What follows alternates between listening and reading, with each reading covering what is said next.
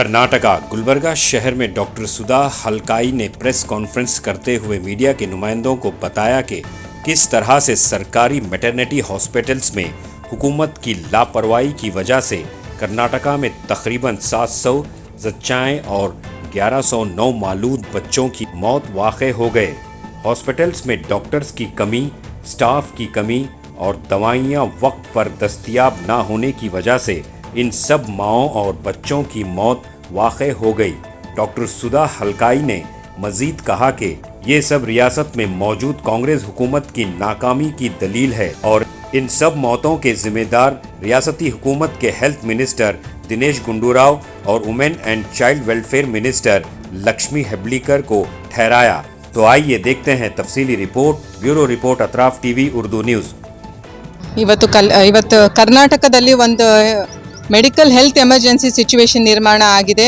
ಇದಕ್ಕೆಲ್ಲ ಮೂಲ ಆದವರು ಕರ್ನಾಟಕದ ಭ್ರಷ್ಟ ಕಾಂಗ್ರೆಸ್ ಸರ್ಕಾರ ಅಂತ ಹೇಳ್ತೀನಿ.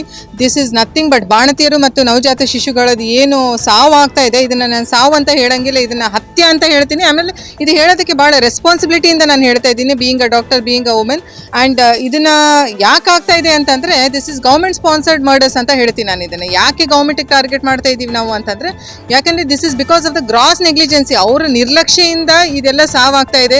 PHC ಸೆಂಟರ್ಸಲ್ಲಿ ಕ್ವಾಲಿಫೈಡ್ ಡಾಕ್ಟರ್ಸ್ ಇಲ್ಲ, ಗೈನಕಾಲಜಿಸ್ಟ್ ಇಲ್ಲ, ಅನೆಸ್ಥೆಟಿಸ್ಟ್ಗಳಿಲ್ಲ, ಆಮೇಲೆ ಟ್ರೈನ್ಡ್ ನರ್ಸಸ್ ಇಲ್ಲ, ಸಬ್ ಸ್ಟ್ಯಾಂಡರ್ಡ್ ಡ್ರಗ್ಸ್ ಕೊಡ್ತಾ ಇದ್ದಾರೆ. ಲಿಂಗರ್ ಲ್ಯಾಕ್ರೇಟಲ್ಲಿ ಎಂಡೋಟಾಕ್ಸಿನ್ಸ್ ಇದೆ ಅಂತ ಅಂದ್ರೂ ಆ ಬ್ಯಾಚ್ ಆಫ್ ಡ್ರಗ್ಸ್ ಏನಿದೆ, ಆ ಬ್ಯಾಚ್ ಆಫ್ ಸಲೈನ್ಸ್ ಏನಿದೆ ಅದನ್ನು ಡಿಸ್ಪೋಸ್ ಮಾಡಬೇಕಾಗಿತ್ತು, ಅವರು ಡಿಸ್ಪೋಸ್ ಮಾಡಿಲ್ಲ. ಇವತ್ತು ಸ್ಟೆರಿಲೈಸೇಷನ್ ಅಬ್ಸಲ್ಯೂಟ್ಲಿ ಮೇಂಟೈನ್ಡ್ ಇಲ್ಲ PHC ಸೆಂಟರ್ಸಲ್ಲಿ.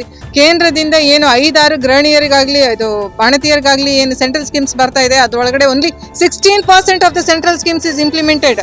ಬರೀ 16% ಅಷ್ಟೇ ಅದು ಸ್ಕೀಮ್ಸ್ ಇಂಪ್ಲಿಮೆಂಟ್ ಮಾಡ್ತಾ ಇದ್ದಾರೆ. ಇಂದ್ರಧನುಷ್ ಅಂತ ಹೇಳಿಬಿಟ್ಟು ವ್ಯಾಕ್ಸಿನೇಷನ್ ಏನು ಕೇಂದ್ರ ಸರ್ಕಾರ ಕೊಡ್ತಾ ಇದೆ, ಅದನ್ನು ಕರೆಕ್ಟಾಗಿ ಇಂಪ್ಲಿಮೆಂಟ್ ಆಗ್ತಾ ಇಲ್ಲ. ಇವತ್ತು ಕರ್ನಾಟಕದಲ್ಲಿ 700ಕ್ಕಿಂತ ಜಾಸ್ತಿ ಬಾಣತಿಯರ ಸಾವಾಗಿದೆ, 1111ಕ್ಕಿಂತ ಜಾಸ್ತಿ ನವಜಾತ ಶಿಶುಗಳ ಸಾವಾಗಿದೆ. ಇದಕ್ಕೆಲ್ಲ ಮೂಲ ಕಾರಣಗಳು ದಿನೇಶ್ ಗುಂಡೂರಾವ್ ಅವರು ಯಾವುದು ಪ್ರಿಕಾಷನರಿ ಯಾವುದು ಒಂದು ಎಮರ್ಜೆನ್ಸಿ ಮೀಟಿಂಗ್ ಮಾಡಿಲ್ಲ ಇಲ್ಲಿವರೆಗೂ. ಆಮೇಲೆ ಲಕ್ಷ್ಮೀ ಹೆಬ್ಬಾಳ್ಕರ್ ಅವರು ಏನಿದ್ದಾರೆ, ಮಹಿಳಾ ಮತ್ತು ಮಕ್ಕಳು ಮತ್ತು ಮಹಿಳಾ ಅಭಿವೃದ್ಧಿ ಇಲಾಖೆಯ ಮಂತ್ರಿಗಳಾಗಿದ್ದಾರೆ, ಅವರು ಒಂದು ರೆಸ್ಪಾನ್ಸಿಬಿಲಿಟಿ ತಗೋಬೇಕಾಗಿತ್ತು, ಇದನ್ನು ತಗೊಂಡಿಲ್ಲ. ಆಗಸ್ಟಿಂದ ನವೆಂಬರ್ ತನಕ, ಡಿಸೆಂಬರ್ ಅಂತೂ ಬಿಡಿ, ನವೆಂಬರ್ ತನಕ ತಿಂಗಳಿಗೆ 50 ಬಾಣತಿಯರ ಸಾವಾಗಿದೆ. 50 ಬಾಣತಿಯರ ಸಾವಾಗಿದೆ. ಇದನ್ನು ಹೋಲ್ ರೆಸ್ಪಾನ್ಸಿಬಿಲಿಟಿ ಬರುತ್ತೆ ಕಾಂಗ್ರೆಸ್ ಸರ್ಕಾರಕ್ಕೆ. ಅವರು ಇವತ್ತು ಎಮರ್ಜೆನ್ಸಿಯಾಗಿ ಒಂದು ಮೀಟಿಂಗ್ ಮಾಡಿಬಿಟ್ಟು ಇವರಿಗೆಲ್ಲ ಒಂದು ಪರಿಹಾರ ಕೊಡಬೇಕು. 25 ಲಕ್ಷ ಒಂದೊಂದು ಕುಟುಂಬಕ್ಕೆ ಕೊಡಬೇಕು. ಆಮೇಲೆ ಮಕ್ಕಳಿಗೆ ಅವರು ದತ್ತಕ್ಕೆ ತಗೋಬೇಕು, ಗೌರ್ಮೆಂಟ್ ದತ್ತಕ್ಕೆ ತಗೋಬೇಕು. ಇವತ್ತು 21ನೇ ಶತಮಾನದಲ್ಲಿ ನಾವು ಯಾವಾಗ ರೋಬೋಟಿಕ್ ಸರ್ಜರಿ ಮಾಡ್ತೀವಿ ಓವರ್ಸೀಸ್ ಅಂತಂದರೆ, ಒಂದು ದೇಶದಿಂದ ಇನ್ನೊಂದು ದೇಶಕ್ಕೆ ನಾವು ಆರ್ಟಿಫಿಷಿಯಲ್ ಇಂಟೆಲಿಜೆನ್ಸ್ ಯೂಸ್ ಮಾಡಿಬಿಟ್ಟು ಒಂದು ರೋಬೋಟಿಕ್ ಸರ್ಜರೀಸ್ ನಾವು ಮಾಡಿ ಜೀವ ಉಳಿಸ್ತಿರುವಾಗ, ಇಲ್ಲಿ ಕೇಂದ್ರ ಸರ್ಕಾರ ಕೊಟ್ಟಿರುವ ಒಂದು ಸ್ಕೀಮ್ಸ್ಗಳನ್ನೇ ಇವರು ಇಂಪ್ಲಿಮೆಂಟ್ ಮಾಡ್ತಾ ಇಲ್ಲ. ಇದನ್ನು ಇವತ್ತು ಯಾವ ನೈತಿಕತೆಯಿಂದ ಇವರು ಒಂದು ಹುದ್ದೆ ಮೇಲೆ ಕೂತ್ಕೊಂಡಿದ್ದಾರೆ? ಬೇರೆದ್ರ ಬಗ್ಗೆ ಎಲ್ಲ ಮಾತಾಡ್ತಾರೆ. ಇವರಿಗೆ ಭ್ರಷ್ಟಾಚಾರ ಮಾಡೋಕ್ಕೆ ಬರುತ್ತೆ, ಭ್ರಷ್ಟಾಚಾರ ಬಗ್ಗೆ ತನಿಖೆ ಮಾಡ್ತಾ ಇದ್ರೆ ಆ ತನಿಖೆ ಸಂಸ್ಥೆಗಳನ್ನು ಕ್ಲೋಸ್ ಮಾಡೋಕ್ಕೆ ಬರುತ್ತೆ. ವಿರೋಧ ಪಕ್ಷದವ್ರು ಮಾತಾಡ್ತಾ ಇದ್ರೆ ಅವರಿಗೆ ರಾತೋರಾತ್ 4-5 ಡಿಸ್ಟ್ರಿಕ್ಟಲ್ಲಿ ಪೊಲೀಸ್ ವ್ಯಾನಲ್ಲಿ ಕರ್ಕೊಂಡು ಹೋಗ್ಬಿಟ್ಟು ಅವರಿಗೆ ಎದುರಿಸೋಕ್ಕೆ ಬರುತ್ತೆ. ಒಂದು ಸುಪಾರಿ ಕೊಡ್ತೀವಿ ಅಂತ ಹೇಳಿ ಒಬ್ಬನು ಸಚಿನ್ ಪಂಚಾಲ್ ಅವರು 26 ವರ್ಷನವರು ಸೂಸೈಡ್ ಮಾಡ್ಕೊಂಡು ಬರೀತಾರೆ. 3 BJP ಮುಖಂಡರಿಗೆ ಮತ್ತು ಆಂದೋಲನ ಶ್ರೀಗಳಿಗೆ ಇವತ್ತು ಸುಪಾರಿ ಕೊಟ್ಟಿದ್ದಾರೆ ಅಂತ ಹೇಳ್ಬಿಟ್ಟು. ಇದೆಲ್ಲ ಮಾಡೋಕ್ಕೆ ಎತ್ತಿದ ಕೈ ಇದೆ. ಒಂದು ಎಮರ್ಜೆನ್ಸಿ ಮೀಟಿಂಗ್ ಮಾಡಿಬಿಟ್ಟು ಇದಕ್ಕೇನು ರೂಟ್ ಕಾಸು, ಇದಕ್ಕೇನು ಪರಿಹಾರ ನಾವು ಮಾಡ್ಬೇಕನ್ನೋದಕ್ಕೆ ಯಾವತ್ತೂ ಯೋಚನೆ ಮಾಡಿಲ್ಲ ಇವತ್ತಿನ ಸರ್ಕಾರ. ಮತ್ತೆ ಕರ್ನಾಟಕ ಸರ್ಕಾರದವರು ಬಸ್ಸಿನ ದರ ಏರಿಕೆ ಮಾಡಿದ್ದಾರೆ. ಇದೇನು ಹೊಸ ವಿಷಯ ಅಲ್ಲ, ಇದು ಹೇಗೋ ಮಾಡೋರೇ ಇದು. ಬಟ್ ಟೈಮಿಂಗ್ಸ್ ನೋಡ್ಕೊಳ್ಳಿ. ಯಾವಾಗೂ ನೋಡಿ ನೀವು 19 ತಿಂಗಳಲ್ಲಿ ನಾನು ಅಬ್ಸರ್ವ್ ಮಾಡ್ತಾ ಇದ್ದೀನಿ, ಯಾವಾಗ ಅವ್ರ ಮೇಲೆ ಒಂದು ಆಪಾದನೆ ಬರುತ್ತೆ, ಯಾವಾಗ ವಿರೋಧ ಪಕ್ಷದವರು ಜೋರಾಗಿ ಧ್ವನಿ ಎತ್ತುತ್ತಾರೆ ಅಂತ ಗೊತ್ತಾಗುತ್ತೆ. ಅದನ್ನು ಡಿಸ್ಟ್ರಾಕ್ಷನ್ ಟ್ಯಾಕ್ಟಿಕ್ಸ್ ಅಂತ ಹೇಳ್ತೀವಿ ನಾವು ಇದನ್ನು. ಸೊ ಅದನ್ನು ಡಿವಿಯೇಟ್ ಮಾಡೋ ಸಲುವಾಗಿ ಈ ಟೈಮಿಂಗಿಗೆ ಅದು ಬಸ್ಸಿನ ದರ ಏರಿಕೆ ಬಗ್ಗೆ ಹೇಳ್ತಾರೆ. ನಾಳೆ 4ನೇ ತಾರೀಕು ಕಲಬುರಗಿಯಲ್ಲಿ ಪ್ರಿಯಾಂಕ್ ಖರ್ಗೆ ಅವರು ರಾಜೀನಾಮೆ ಕೊಡಬೇಕು ಅಂತ ಹೇಳಿ ವಿರೋಧ ಪಕ್ಷದವರು BJPದವರು ಯಾವಾಗ ಒಂದು ಜೋರಾಗಿ ಪ್ರತಿಭಟನೆ ಮಾಡ್ತಾ ಇದ್ದಾರೆ, ಆವಾಗ ಇದನ್ನು ತಂದು ಇಟ್ಬಿಡ್ತಾರೆ. So that the news will be deviated, diversion ಆಗುತ್ತೆ ಅಂತ ಹೇಳಿಬಿಟ್ಟು. ಇದೇನು ದರ ಏರಿಕೆ ಮಾಡೋದೇನು ಕಾಂಗ್ರೆಸ್ದವರಿಗೂ ಹೊಸದಲ್ಲ. ಇಮಿಡಿಯೇಟ್ ಆಗಿ ಎಲೆಕ್ಷನ್ ಆದಮೇಲೆ ಫಸ್ಟ್ ಅವ್ರು ದರ ಏರಿಕೆ ಮಾಡಿರೋದು ವಿದ್ಯುತ್ತಿದ್ದು. ಎಲೆಕ್ಟ್ರಿಸಿಟಿ ಬಿಲ್ ಮೋರ್ ದೆನ್ 50% ದರ ಏರಿಕೆ ಮಾಡಿದರು. ಆಮೇಲೆ ಹಾಲಿನ ದರ ಏರಿಕೆ ಮಾಡಿದರು. ಆಮೇಲೆ ಪೆಟ್ರೋಲ್ ದರ ಏರಿಕೆ ಮಾಡಿದರು. ಆಮೇಲೆ ಬಿತ್ತನೆ ಬೀಜಗಳ ದರ ಏರಿಕೆ ಮಾಡಿದರು. ಲ್ಯಾಂಡ್ ವ್ಯಾಲ್ಯೂ ಏರಿಕೆ ಮಾಡಿದರು. ಟ್ಯಾಕ್ಸ್ ದರ ಏರಿಕೆ ಮಾಡಿದರು. ಯಾವುದು ದರ ಇಳಿಸಿದ್ದಾರೆ ಇವ್ರು ಹೇಳಿ ಕಾಂಗ್ರೆಸ್ದವರು? ಒಂದಾದರೂ ರೇಟ್ಸನ್ನು ಇವ್ರು ಕಡಿಮೆ ಮಾಡಿದಾರ? ಇಲ್ಲ. ಜಾಸ್ತಿ ಮಾಡಿರೋದು ಏನು ಅಂದರೆ ಆತ್ಮಹತ್ಯೆಗಳು ಮತ್ತು ಹತ್ಯೆಗಳು. ಇದನ್ನೇ ಏರಿಕೆ ಮಾಡಿದ್ದಾರೆ ನೋಡಿ ಕಾಂಗ್ರೆಸ್ದವರು. ಒಂದು 6ನೇ ಗ್ಯಾರಂಟಿ, ಒಂದು 7ನೇ ಗ್ಯಾರಂಟಿ, ಒಂದು 8ನೇ ಗ್ಯಾರಂಟಿ. ದರ ಏರಿಕೆ ಮಾಡೋದು 8ನೇ ಗ್ಯಾರಂಟಿ, 6ನೇ ಗ್ಯಾರಂಟಿ ಆತ್ಮಹತ್ಯೆ ಮಾಡ್ಕೊಳ್ಳೋದು, 7ನೇ ಗ್ಯಾರಂಟಿ ಬಾಣತಿಯರು ಮತ್ತು ಶಿಶುಗಳು ಸಾವು. ಇದು ಮಹಿಳೆಯರಿಗೆ ಫ್ರೀ ಕೊಡ್ತೀನಿ ಅಂತ ಹೇಳಿದರು. ಇವತ್ತು FML ಹಾಕ್ತಾಯಿದ್ರು. ಗಂಡ ಹೆಂಡ್ತಿ ಹೋಗೋ ಟೈಮಿಗೆ ಹೆಂಡ್ತಿಗೆ ಫ್ರೀ ಅಂತೆ, ಗಂಡಂಗೆ 700-800 ರೂಪಾಯಿ, ಅಂದರೆ 200 ರೂಪಾಯಿ ಆಗಲ್ಲಿ. ಮೊದಲು 200 ರೂಪಾಯಿ ಬರ್ತಾಯಿತ್ತು, ಈಗ 700-800 ರೂಪಾಯಿ ಆಗ್ತಾಯಿದೆ. ಇಬ್ಬರಿಗೂ ಕಲಿಸ್ಬಿಟ್ಟು ಏನದು ಬಸ್ ಟಿಕೆಟ್ ಬರಬೇಕಾಗಿತ್ತು ಅದಕ್ಕಿಂತ ಒಂದು 300-400 ರೂಪಾಯಿ ಜಾಸ್ತಿ ಆಗ್ತಾಯಿದೆ ಅಂತೆ. ಹೇಗೆ ಅಂದರೆ ಒಂದು ಕೈಯಿಂದ ಕೊಟ್ಟಬೇಕು, 10 ಕೈಯಿಂದ ತೊಗೊಳೋದು. ಏಕ್ ಹಾತ್ ಸೆ ಲೋ ದೋ 10 ಹಾತ್ ಸೆ ಲೋ ಅಂತ ಹೇಳೋದು. ಹಾತಿಕೆ ದಾದ್ ದಿಖಾನೆಗೆ ಕುಚ್ಚೋರೆ ಖಾನೆಗೆ ಕುಚ್ಚೋರೆ. ಇವತ್ತು ಕರ್ನಾಟಕ ಸರ್ಕಾರ law and order absolutely collapse ಆಗಿದೆ. ಕಲ್ಯಾಣ ಕರ್ನಾಟಕದಲ್ಲಿ 36ನೇ ಸ್ಥಾನದಲ್ಲಿ ಎಜುಕೇಷನ್ ಇದೆ. ಹೆಚ್ಚಿನ ಮಹಿಳೆಯರು ಮಿಸ್ಸಿಂಗ್ ಇದ್ದಾರೆ ಇವತ್ತು ಕಲ್ಯಾಣ ಕರ್ನಾಟಕದಲ್ಲಿ. ಆಮೇಲೆ malnutrition highest in Karnataka today. ಬಾಣತಿಯರ ಸಾವು, ನವಜಾತ ಶಿಶುಗಳ ಸಾವು ತಗೊಳ್ಳಿ ಕಲ್ಯಾಣ ಕರ್ನಾಟಕದಲ್ಲೇ ಜಾಸ್ತಿ ಇದೆ.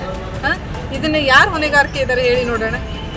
ಇವತ್ತು FIR ಬರೆಸ್ಬೇಕು, FIR ರಿಜಿಸ್ಟರ್ ಮಾಡಬೇಕು ಅಂದರೆ FIR ರಿಜಿಸ್ಟರ್ ಮಾಡ್ಕೊತಾ ಇಲ್ಲ. ಸಚಿನ್ ಪಾಂಚಾಲ್ ಅವರು ಅಕ್ಕ ತಂಗಿದರು ಅವ್ನು ಮಿಸ್ಸಿಂಗ್ ಇದ್ದಾಗ ಹೋಗಿ FIR ರಿಜಿಸ್ಟರ್ ಮಾಡಬೇಕು ಅಂದರೆ ಪೊಲೀಸ್ ಡಿಪಾರ್ಟ್ಮೆಂಟ್ ಅವರು FIR ರಿಜಿಸ್ಟರ್ ಮಾಡಿಲ್ಲ ರೀ. ಅದನ್ನು ಅವತ್ತು FIR ರಿಜಿಸ್ಟರ್ ಮಾಡಿದ್ರೆ ಅಂದರೆ ಇವತ್ತು ಅವ್ರು ಸಚಿನ್ ಪಾಂಚಾಲ್ ನಮ್ಮ ಜೊತೆಲಿ ಇರ್ತಾ ಇದ್ರು, ಸಹೋದರ ಆದರೆ ಸಚಿನ್ ಪಾಂಚಾಲ್ ಅವರು FIR ರಿಜಿಸ್ಟರ್ ಮಾಡಿಲ್ಲ. ಇಲ್ಲಿ ನಮ್ಮ 3 ಜನ ಮುಖಂಡರು, BJP ಮುಖಂಡರು ಮತ್ತು ಆಂದೋಲ ಶ್ರೀಗಳು ಪೊಲೀಸ್ ಸ್ಟೇಷನ್ಗೆ ಹೋಗ್ಬಿಟ್ಟು FIR ರಿಜಿಸ್ಟರ್ ಮಾಡಬೇಕು ಅಂದರೆ 4 ಗಂಟೆ ಪೊಲೀಸ್ ಸ್ಟೇಷನಲ್ಲಿ ಕೂಡಿಸಿದ್ದಾರೆ ಅವರಿಗೆ. ಮಾಡಿಲ್ಲ. ಕೊನೆಗೆ ನಾವು ನೆಕ್ಸ್ಟ್ ಡೇ ಪ್ರತಿಭಟನೆಗೆ ಬಂದಾದಮೇಲೆ ಅಲ್ಲಿ FIR ಕಾಪಿ ಕನಿಕಾ ಮೇಡಮ್ ಅವ್ರು ತಂದು ಕೊಡೋದು ಪರಿಸ್ಥಿತಿ ಬಂತು. ಅಂದರೆ ನಾವು ಪ್ರತಿನಿತ್ಯ ದಿನನಿತ್ಯ ನಾವು ಪ್ರತಿಭಟನೆಗೆ ಇಳಿಬೇಕು. ವಿರೋಧ ಪಕ್ಷದವ್ರು ನಮ್ಮ ದನಿ ಎತ್ತಬೇಕು, ಪ್ರತಿಭಟನೆಗೆ ಇಳಿಬೇಕು. ನ್ಯಾಷನಲ್ ಟೆಲಿವಿಷನಲ್ಲಿ ದಿನನಿತ್ಯ ಕರ್ನಾಟಕದ ಹಗರಣಗಳು, ಕರ್ನಾಟಕದ ಆತ್ಮಹತ್ಯೆಗಳು, ಕರ್ನಾಟಕದ ಹತ್ಯೆಗಳು, ಇದಿಷ್ಟೇ ಸುದ್ದಿ ಇದೆ. ಕರ್ನಾಟಕದ ಗೌರ್ಮೆಂಟು, ಕಾಂಗ್ರೆಸ್ ಸರ್ಕಾರ ಜನಕ್ಕೆ ಯಾವುದೂ ಒಂದು ಉಪಯೋಗ ಆದ ಕೆಲಸ ಮಾಡಿಲ್ಲ. ಇವತ್ತಿಂದ ಇವತ್ತಿಗೆ ಇಡೀ ಸಿದ್ದರಾಮಯ್ಯ ಅವ್ರಿಗೆ ಹಿಡ್ಕೊಂಡು ಎವ್ರಿಬಡಿ ಶುಡ್ ರಿಸೈನ್ ಟುಡೇ.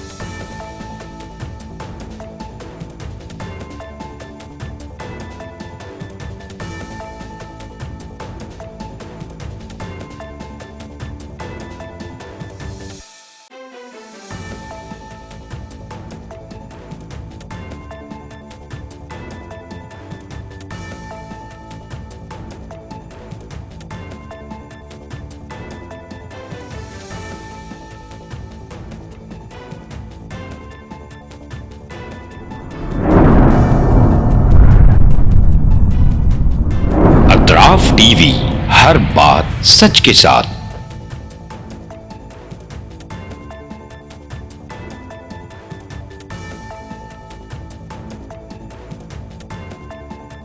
इस न्यूज को स्पॉन्सर किया है सर फैंटेसी वाटर पार्क। सारे फैमिली का एंटरटेनमेंट, पिकनिक, हॉलिडे, वेकेशन, सबके लिए बेहतरीन वाटर पार्क। आप भी आइए, सबको लाइए। Sir fantasy water park. Address बीरनकपो नियर गौशावली दरगाह, KGF, कर्नाटका। Contact details 9483444290, 9480107826।